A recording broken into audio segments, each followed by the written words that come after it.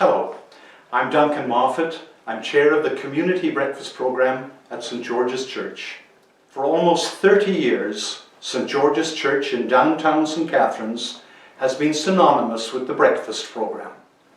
We serve breakfast to all comers, no questions asked, opening our doors promptly at 7:30 every morning of the year.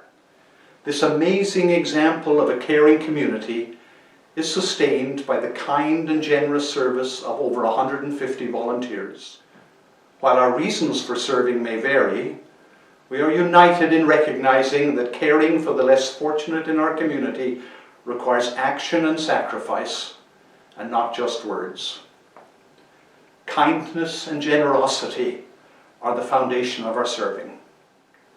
We try to greet each guest personally, knowing many of their names and some of their problems, as they share a small portion of their lives with us each morning. Most are thankful for our help, and yet they often test our patience and generosity. One guest may take 3 bowls of cereal, some of which they certainly won't eat. Another may stuff their backpack with 6 or more sandwiches. Cups and bowls are filled to overflowing with milk as volunteers rush to refill empty pitchers. Our generosity is constantly challenged. Aren't our guests being greedy or unthoughtful of the needs of others? Why do they take more than they need? Why are they sometimes abrupt and ungrateful? Food left on the table or dumped in the recycling bin is evidence of waste and greed that offends our ordered and disciplined sensibilities. These feelings are understandable, but they don't reflect the kind and generous hearts so necessary to the program.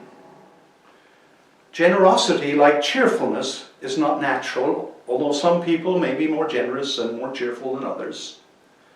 How then are we to maintain our generosity as we serve our guests?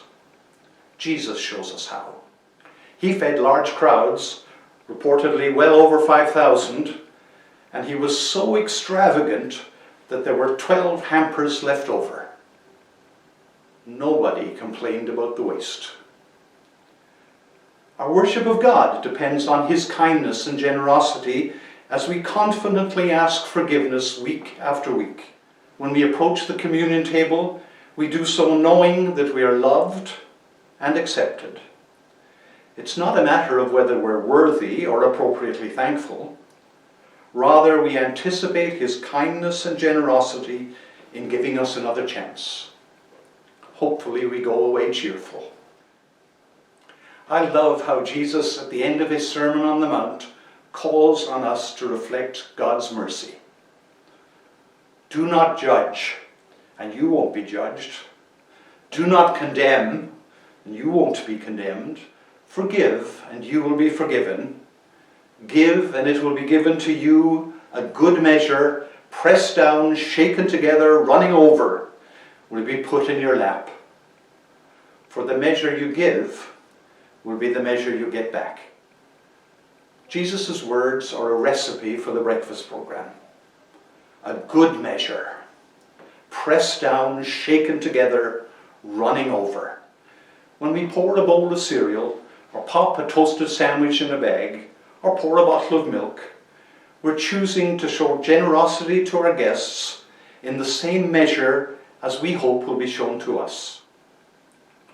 Almost 100 guests come through our doors every morning.